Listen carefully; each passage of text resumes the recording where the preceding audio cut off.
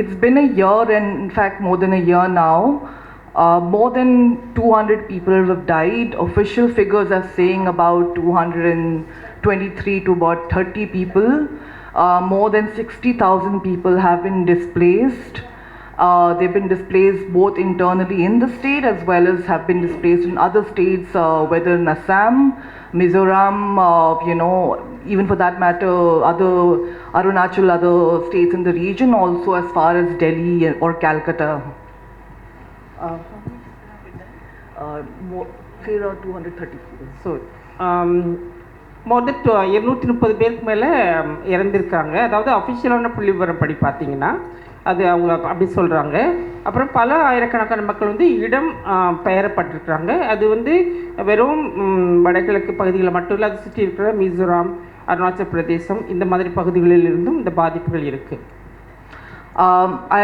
I can recall speaking to a lot of people who were stuck in the early days this time of the year last year, when they were even booking tickets as far as to come to like Thiruvananthapuram for like tickets which were like 70,000 rupees, or even to come to Chennai because they were that desperate to just get out of the state. So போகிற வருடம் இந்த நேரத்தில் பார்த்திங்கன்னா இந்த பக்கம் திருவனந்தபுரம் மாதிரி பகுதிகளுக்கு அவங்க வர்றதுக்காக பல ஆயிரம் ரூபாய்கள் செலவு பண்ணியிருந்தாலும் அவங்களுமே அங்கே வர முடியாத சூழலில் மாட்டிக்கிட்டு இருந்தாங்க.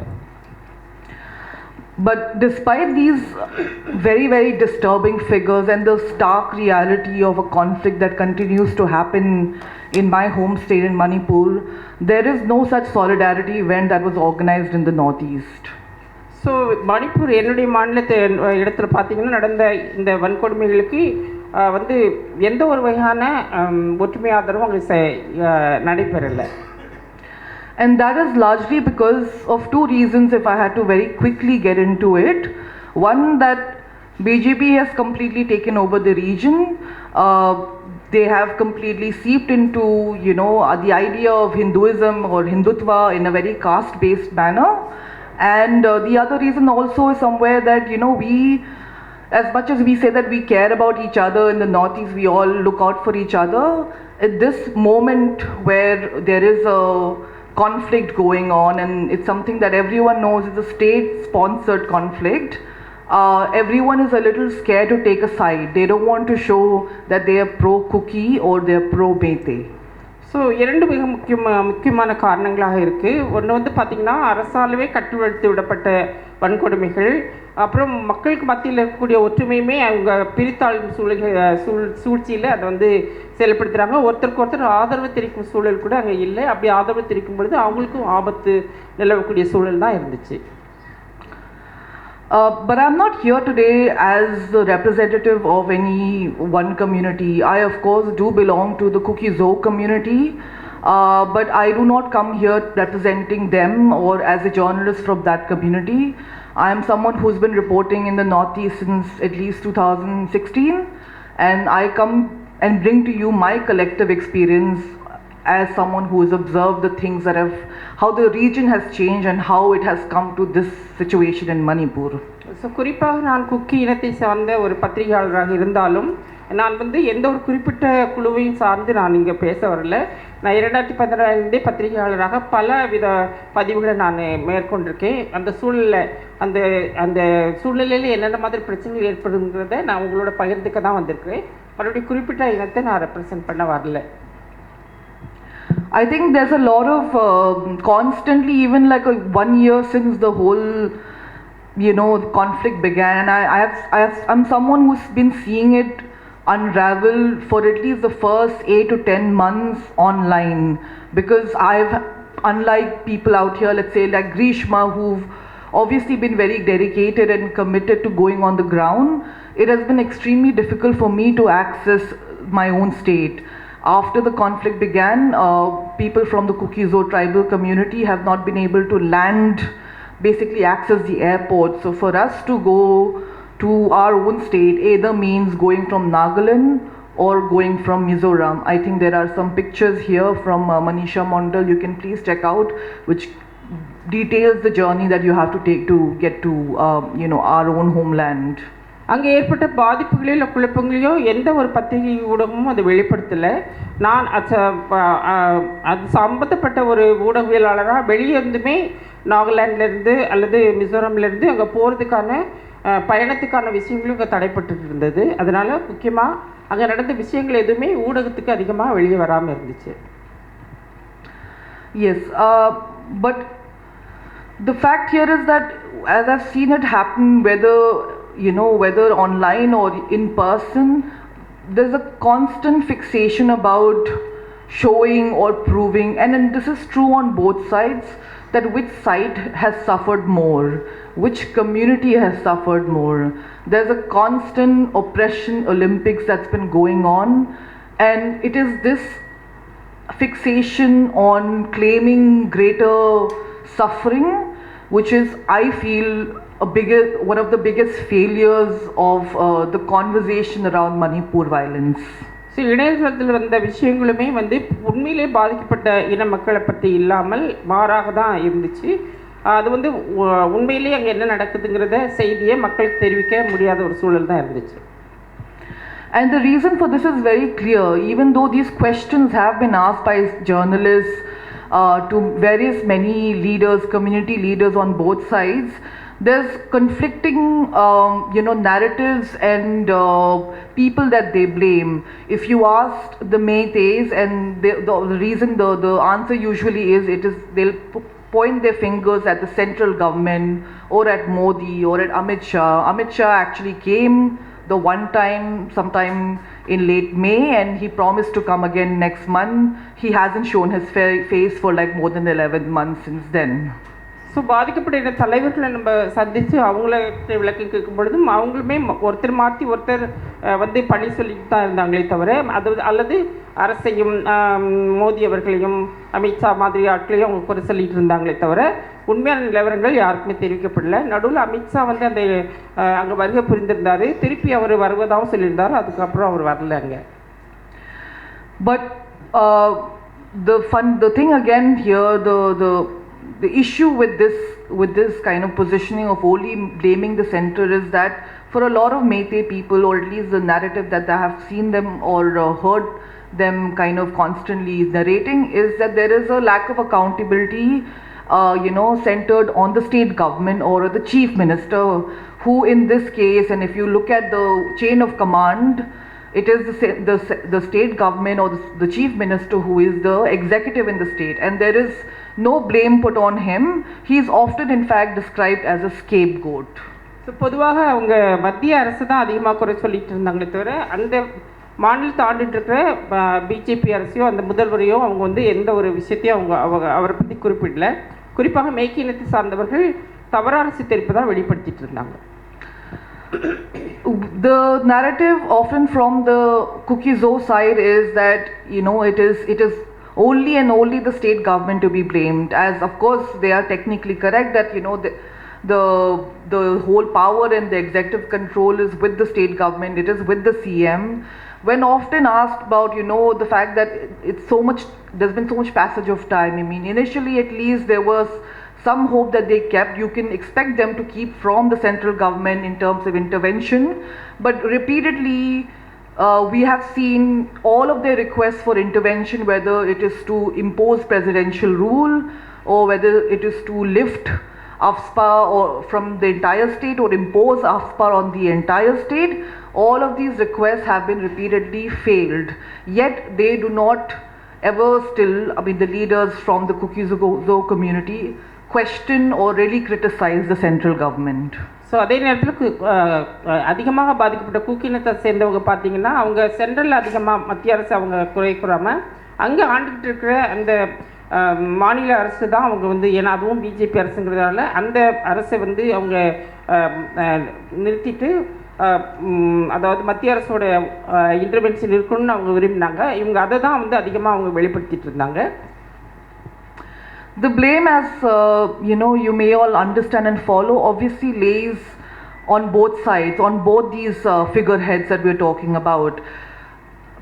The fact that in the first week of May, when essentially there was a massive, the nature of this conflict was it was actually more of a riot, more of a civilian conflict. It was more attacking houses and attacking villages and things like that, and much less a civil war. It hadn't mutated into a civil war as yet. Back then, this is state government figures that was given to Reuters that said that 77 Kuki-Zo people had died versus 11 Meiteis. மே மாதத்தின் ஆரம்ப கட்டத்தில் பார்த்தீங்கன்னா இந்த போராட்டம் வந்து ஒரு வன்முறையாக தான் கட்டவிழ்த்து விடப்பட்டிருந்தது. அதாவது வீடுகள் அழிக்கிறது, பொது இடங்கள் அழிக்கிறது, இந்த மாதிரி தான் தாக்கிக்கிட்டு இருந்தாங்க. So this is not a coincidence. It's not a mere, it's not a mere like figure to just throw around to say that yes, there were lesser people who died on the Meitei side. It was a purposeful thing. The seat of power in Manipur is in Imphal, in the capital. As you would understand in any other state as well, where the capital rests, and the communities that live around the capital are the ones that hold and wield the power. It is the same in the case of Manipur as well. Apart from numerical numbers of majority, the power and influence also of the Meitei majority is visible in the number of assembly seats they have. It is also visible in their level of education and their socio-economic power. பொதுவாக அந்த தலை நகரத்தை சுற்றி வாழ்ந்துட்டு இருந்த மக்களுக்கான பாதிப்புகளை தான் ரொம்ப எளிமையாக அவங்க வந்து எண்களாக குறிப்பிட்டிருந்தாங்க. ஆனால் உண்மையான பாதிப்புகள் அங்கே யாருக்குமே வெளிப்படுத்தப்படலை. However, it's also true that without the central government agreeing to everything that's happening in Manipur by silent omission or by silent commission, as they say, it wouldn't have continued for this long and wouldn't have just gone on. This is something where the central government is very involved, as well as, in fact, more than in many ways can be also argued perhaps even more guilty than the state government. So மத்திய அரசின் தலையீடு இருந்திருந்தால் நிச்சயமாக இதை வந்து கட்டுப்பாட்டுகள் கொண்டு வந்திருக்கலாம். ஆனால் அதிகமாக மாநிலத்தை ஆளும் மீது தான் அதிகமான கவனம் செலுத்தப்பட்டிருந்துச்சு. Just before the state went into polls in 2 phases, Amit Shah made a half-day visit to Manipur, and only to the Imphal Valley, and that's where he basically said that he practically said we have given you everything. We've for one, he promised and he sort of proclaimed that there would never be any splitting of the state. There would be no such division of the state, and that is the one key demand of the Meitei majority. But he's also reiterated, and that's true, that whether it were demands of not extending the suspension of operation with the Kuki-Zo militant groups, or whether it was ending the free movement regime in the border shared with Myanmar, all of these demands were actually, for the time being, at least until election happens, agreed to, which were coming from the Meitei group. So, ஆரம்பத்தில் மாநிலத்தை 2 குழுக்களாக அவங்க பிளவுபட்டப்போ அமித்ஷா வந்திருந்தார். நிச்சயமாக இந்த மாநிலம் 2ஆக பிரிக்கப்படாதுங்கிற வாக்குறுதியை கொடுத்தாரு.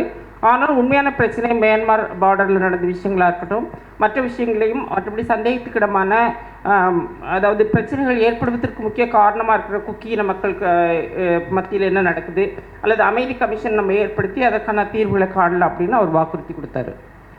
So both sides have suffered. There's no disputing that, and both sides suffer in their own unique ways. But here it's very important, as in any war and as any conflict, to be able to see which side is, sort of essentially suffering on account of the violence or which has been suppressed, and which side, or at least which side is patronized, which side is being shown as to be the protector. Even as we know, we see all over the country, and these attempts are also being made in the elections in Tamil Nadu to, to kind of appeal to kind of invigorate this supremacy of the Hindu upper caste identity. So it is not to say that, even for that matter, that Hindu upper caste would not suffer in what would be the BJP idea of a Hindu Raj, but it is happening in their name. It is something that It is a politics that is meant to patronize them, and it is a politics that's meant to suppress the minorities. So உண்மையிலே என்ன நடந்துச்சு உள்புறம் வெளிவரதுக்கு முன்னாடி தமிழகத்தில் நடந்த அந்த முன்னெடுப்புகளாக இருக்கட்டும் அல்லது உண்மையிலேயே இந்துக்களாக இருக்கிறவங்க வந்து ஆதிக்கமாக இருக்கிறாங்களா அப்படிங்கிற செயல்படுறாங்கிறது உண்மையை வெளிக்கொண்டு வந்ததற்கு மிக அதிகமான முயற்சிகள் எடுக்கப்பட்டுள்ளன. Someone posted on Twitter recently that this is not this whole politics that the BJP is playing everywhere is not a Hindu-Muslim polarizing campaign. It's an Islamophobic campaign. That's something that I've seen throughout the time in Manipur. It is not a Meitei Kuki-Zo polarizing campaign. It has always been a Kuki-Zo vilification campaign. So அதிகமாக நடந்த பிரச்சாரங்கள் கூட இது வந்து இந்துக்கள் மற்றும் இஸ்லாமியர்களுக்கு நடக்கிற அவங்க மீது வெறுப்பை ஏற்படுத்தக்கூடிய பிரச்சாரங்கள் தான் இருந்தது தவிர உண்மையான நிலவரம் என்னன்னு யாருக்கும் தெரியல. And this vilification has been going for a very long time. I will not go too much into the background of it, but as many people out here have reported and it's been, said a lot, it continues to be said. I would really expect, I would really, in fact, encourage you to speak to any of your Meitei friends or any of your Meitei leaders for that matter, thought leaders, and, and ask them, where do these terms like illegal immigrants, narco-terrorists, poppy cultivators, where do they come from? உண்மையிலே பிரச்சனையாக குறிப்பிடப்பட்ட அந்த அதாவது எல்லை தாண்டி வந்தவர்கள் குறித்தோ இல்லை போதை பொருட்கள் பயிரிடுவது குறித்தோ அதுக்கான எந்த ஆதாரமும் அங்கே இல்லை. Both sides in a state like Manipur, I've always maintained that there are no virgins. Everyone's got their hands soiled. Everyone's got their everyone's knee deep in all kinds of drug business and all kinds of scrupulous kind of money, and that has been the reality. So whether you talk about militancy, whether you even talk about illegal immigration, all of which exist, as well as poppy cultivation or drug business, everyone has their hands dirty in this. So உண்மையிலே பார்த்தோன்னா அந்த போதை சம்மந்தப்பட்ட விஷயங்களாக இருக்கட்டும் இல்லை சட்டத்துக்கு புறம்பாக நாட்டின் எல்லைக்குள்ளே வந்தவங்களை பார்த்து இருக்கட்டும் இவங்களை மட்டும் இல்லாமல் எல்லோருக்குமே இதில் பங்கு இருந்துச்சுங்கிறது தான் உண்மை. Yet despite this, what we are seeing is that there is a full vilification happening of only militant groups that belong to one ethnic group. That is the only people who are being vilified. And at this point what we've seen in a place like Manipur is where in the valley where there is no AFSPA, and they've been I'm sure everyone knows that the anti-AFSPA movement in the valley is a very, very old and very long one.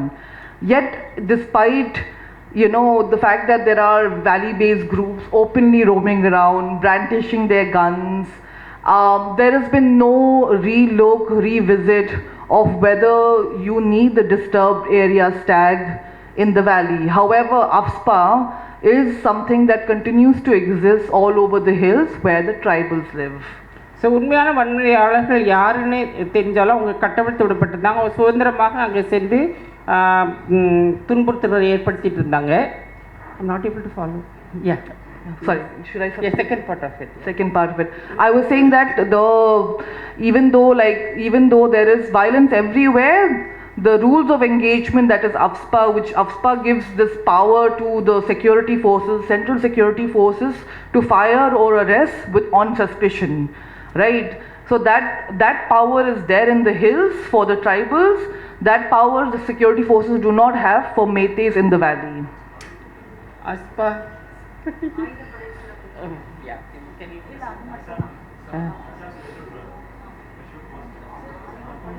I'll just repeat that. That's Armed Forces Special Powers Act. Yeah. It is a law that has been in place in the many northeastern states for the longest time to curb insurgency, to stop insurgency. What the central government has done is it gives army, it gives central security forces the power to fire, shoot, kill or arrest, detain anyone on suspicion of being an insurgent or being a militant. So this law has been in place for the longest time in Manipur starting from 1958.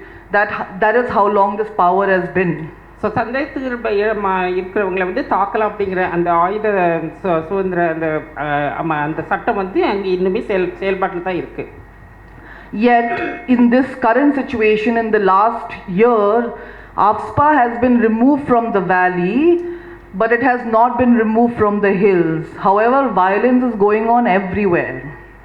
So அந்த ஆயுத சட்டம் வந்து பள்ளத்தாக்கிலேருந்து நீக்கப்பட்டிருக்கு, ஆனால் அந்த அந்த மாநிலத்திலேருந்து நீக்கப்படலை முழுமையுமா. மணிப்பூரில் மலைப்பகுதியிலேருந்து நீக்கப்படலை. Sorry. Yeah, that's okay. So that is the kind of like differential treatment that we are seeing between the hills and the valley, between the tribals and the non-tribals. And the funny thing about the whole thing is that this entire conflict or the violence, the trigger for this entire conflict and violence is because the Meiteis were demanding tribal status. I'm sure they can have tribal status, but would they want AFSPA also? So மேய்க்கு வந்து தனக்கு வந்து பழங்குடியினர் அப்படிங்கிற அந்த அடையாளத்துக்காக தான் அவங்க போராடிட்டு இருந்தாங்க. However, I will just like to give maybe 2 minutes to just talk about this whole policy of national security at least the central government has, because this goes beyond BJP.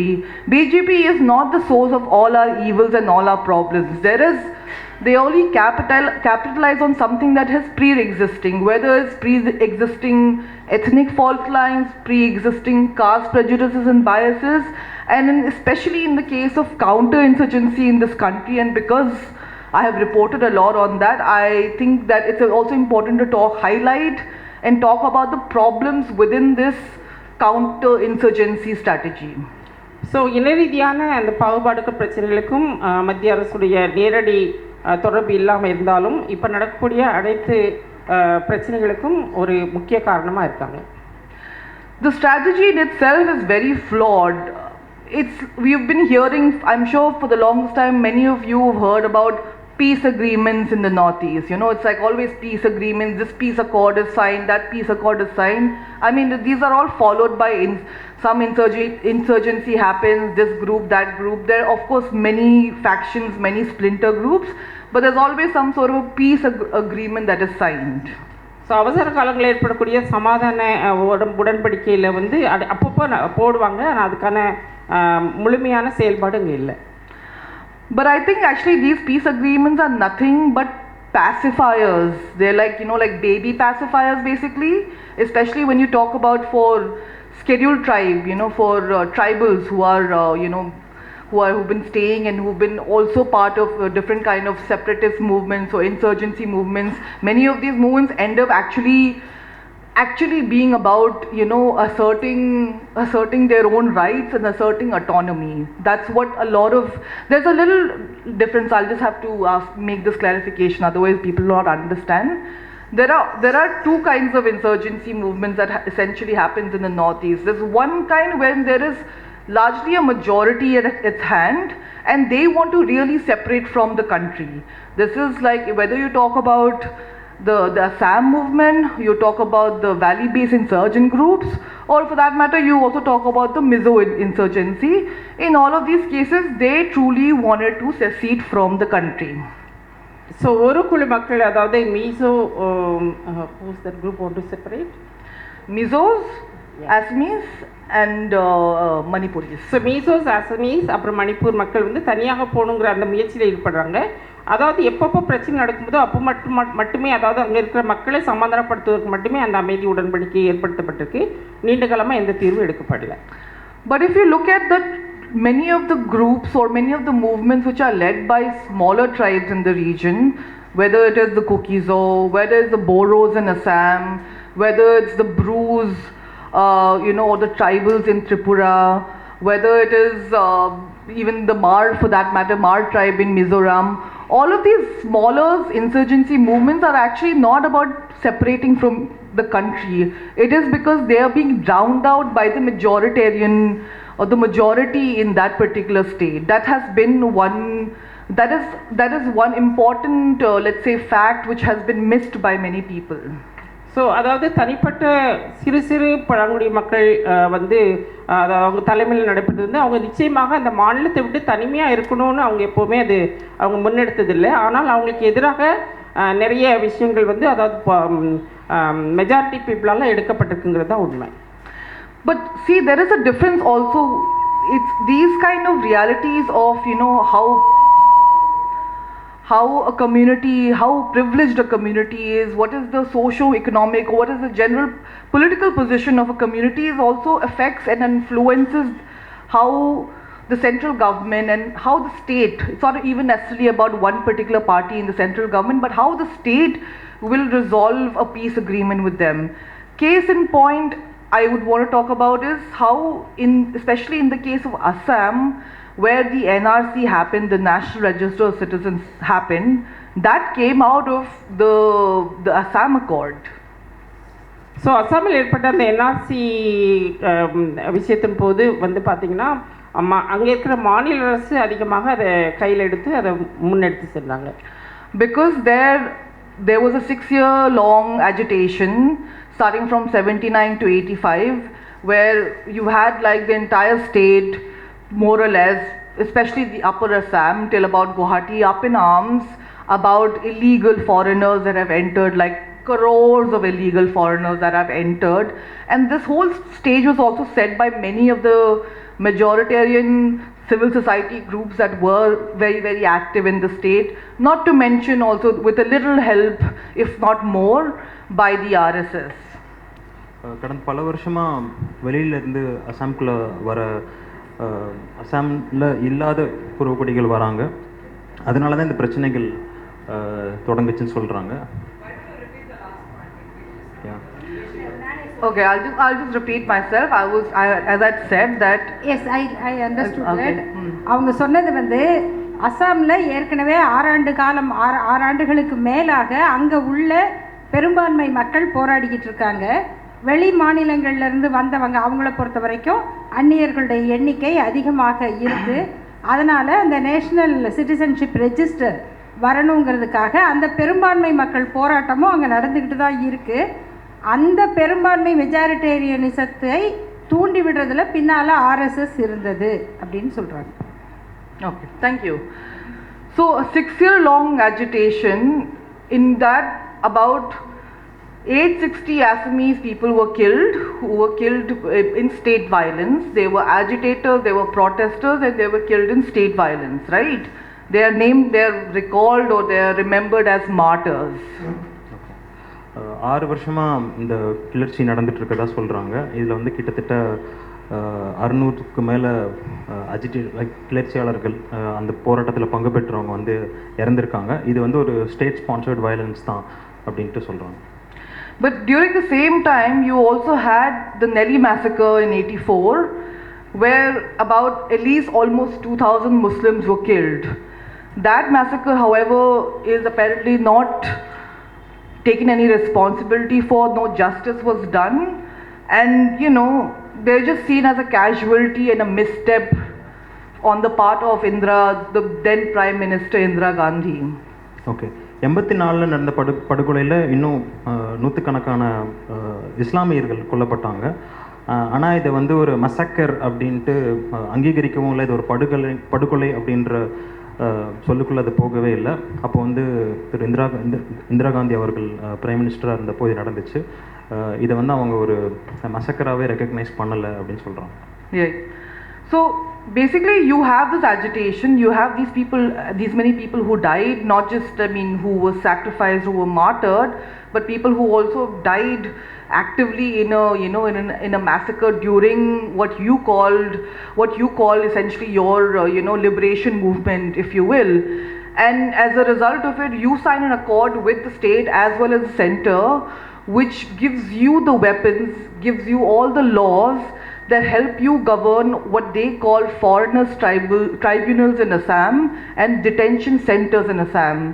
Through these foreigners tribunals and through these detention camps, as well as the border police that works in Assam, they can detect illegal foreigners, judge them, adjudicate them as illegal foreigners, and throw them into detention camp until they are deported, but they are never deported.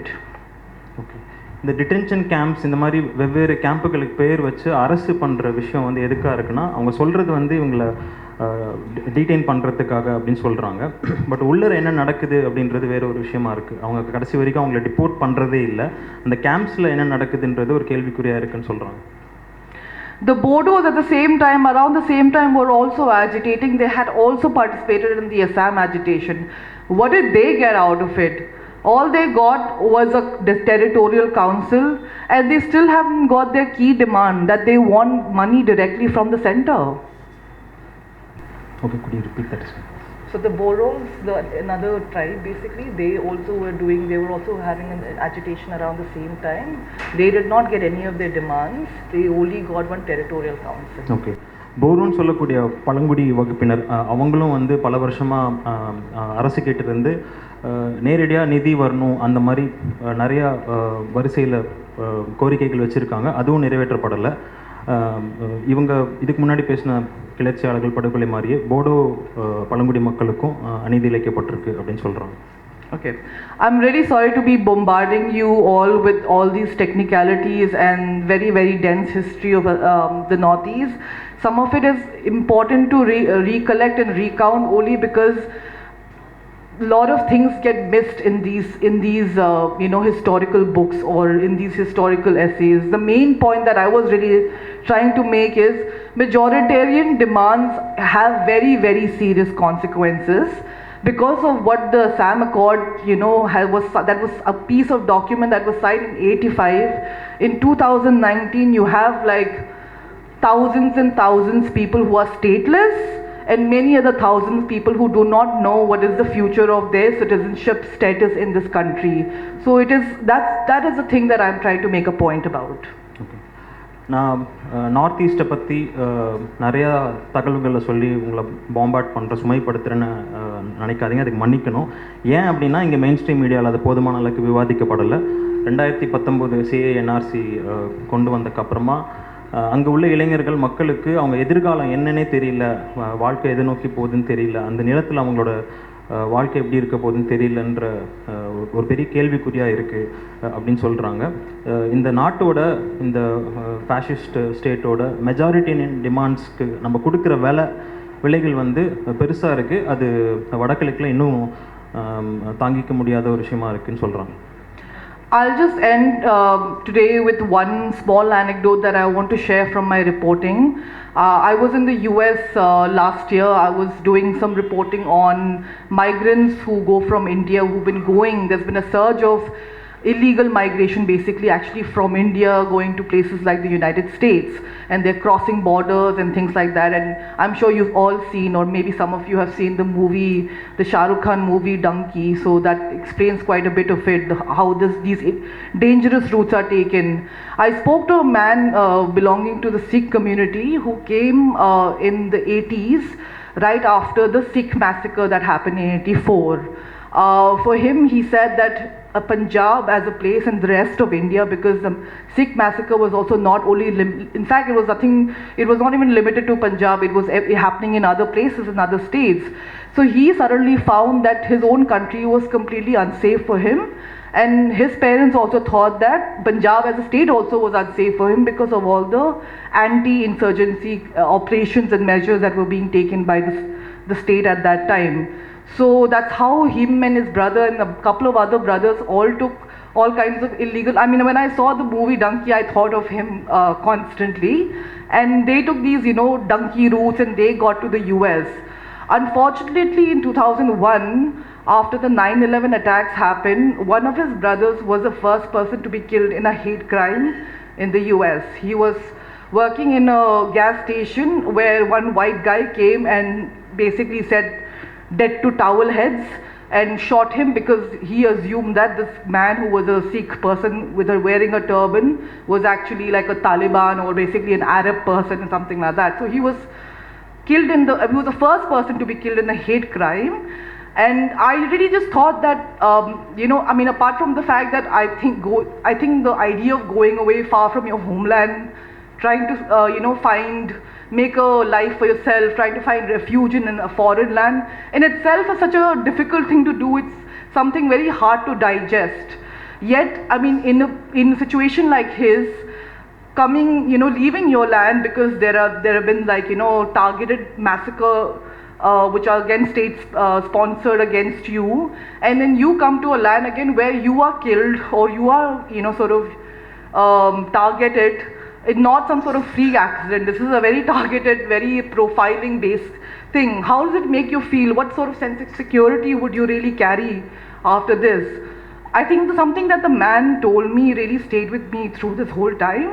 He said that, since this happened, various presidencies, whether it's Bush, Obama or Biden, all of them have apologized for the hate crime. They've acknowledged that crime as a hate crime. Not only has the perpetrator been arrested and dealt with, prosecuted, but presidency after presidency has taken note of that, and they've always made it a point to kind of take his brother's name whenever there is an anniversary, whenever there is a 9/11 anniversary that happens. So they don't only just commemorate the victims of the 9/11 attacks, but they also commemorate the victims of hate crimes that happen in the hands of obviously white nationalists that happen.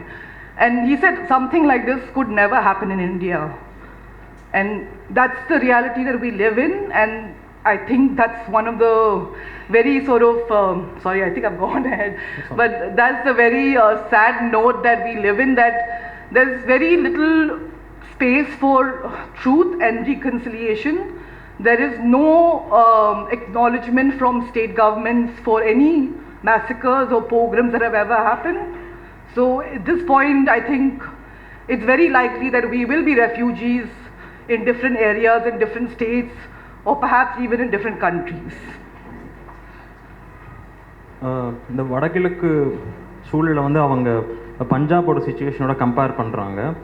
டன்கின்ற Shahrukh Khan நடித்த படத்தை பற்றி சொல்கிறாங்க. அந்த படத்தில் வந்து அமெரிக்காவுக்கு போயிட்டு அங்கே தான் ஒரு சீக்கியர் அப்படின்றதுனால அவர் வாழ்க்கையில் நடக்கலாம். நான் அந்த படம் பார்க்கல, இவங்க சொன்னதுலேருந்து நான் சொல்கிறேன்.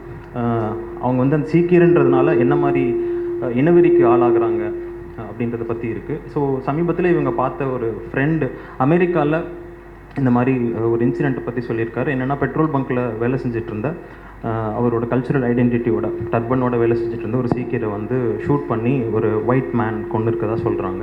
அது ஒரு ஹேட் க்ரைம்னு சொல்கிறாங்க. அது என்ன நினச்ச அவர் கொண்டு இருக்காருன்னா, அந்த டர்பனை பார்த்துட்டு இவர் ஒரு இஸ்லாமியர், ஒரு தாலிபானை சேர்ந்த ஒரு தீவிரவாதியாக இருக்கக்கூடும் அப்படின்ற ஒரு அடிப்படையில் அவர் சுட்டு கொண்டிருக்காங்கன்னு சொல்கிறாங்க. அப்போது இது என்ன நான் எப்படி இன்டர்பிரேட் பண்ணுறேன்னா, தஞ்சம் புகுறதுக்கு இந்த அகதிக்கு எங்கேயுமே பாதுகாப்பு இல்லை, எது தான் நிலம் அப்படின்ற ஒரு கேள்வி வருது. ஆனால் அமெரிக்காவில் 9/11 அட்டாக்ஸ், இந்த ட்வின் டவர்ஸ் இடிச்சப்போ, பென்டகன் இடிச்சப்போ, இதுக்கப்புறம் வந்து எவ்ரி இயர் இரங்கல் கூட்டம் ஆனிவர்சரி மாதிரி நடக்கும்போது அது கொமாமரேட் பண்ண அவங்க 9/11 விக்டிம்ஸை மட்டும் பண்ணாமல் ஹேட் கிரைம்ஸ்க்குன்ட்டு ஒரு கொமாமரேஷனோ எவ்ரி இயர் நடக்கும்போது ஒரு ஒற்றுமை கூடுகை மாதிரி பண்ணி அதை நினைவு கூறுறாங்க, அதை ரெக்கக்னைஸ் பண்ணுறாங்க அங்கே வரக்கூடிய பிரசிடென்ட்ஸ் அப்படின்னு சொல்கிறாங்க. அவங்களோட ஹிப்போக்ரிசஸை தாண்டி அட்லீஸ்ட் அங்கே அது ஒரு ப்ராசஸாக இருக்குதுன்னு சொல்கிறாங்க. ஆனால் இந்தியாவில் இப்படி நடந்திருக்க வாய்ப்பே இல்லை. ஃபஸ்ட்டு அதை ஹேட் கிரைம்னு அங்கீகரிக்கிறதே இல்லை ஒரு விஷயத்த. ரெண்டாவது, அதுக்கு வந்து ஒரு எவ்ரி இயர் இப்போது எப்படி தாஜ் ஹோட்டலில் இது நடந்துச்சோ அதுக்கு எப்படி எவ்ரி இயர் ஆனிவர்சரி செலிப்ரேட் பண்ணுறோமோ, அங்கே நடந்த தீவிரவாத தாக்குதல்னு சொல்கிறோம், பார்லிமெண்ட்டில் நடந்த தீவிரவாத தாக்குதல் சொல்கிறோம், அதுக்கு கொமாமரேட் பண்ணுற மாதிரி ஹேட் கிரைம்ஸ்ன்னு இங்கே எதையும் அங்கீகரித்து அதை எவ்ரி இயர் நம்ம கொமாமரேட் பண்ணுறதில்ல அப்படின்னு சொல்கிறாங்க.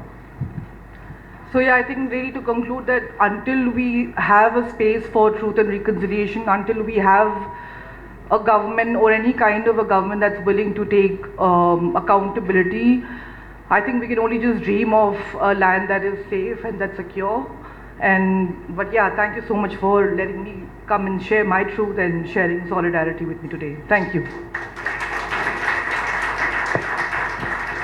இது இங்கே பதிவு பண்ணுறது ரொம்ப முக்கியமான ஒரு விஷயமாக பார்த்துருக்காங்க. இங்கே வந்து அவங்களோட வடகிழக்கு பற்றிய பதிவுகளை பகிர்ந்துக்க நம்ம கேட்டது வந்து மிக்க நன்றி அப்படின்னு சொல்கிறாங்க.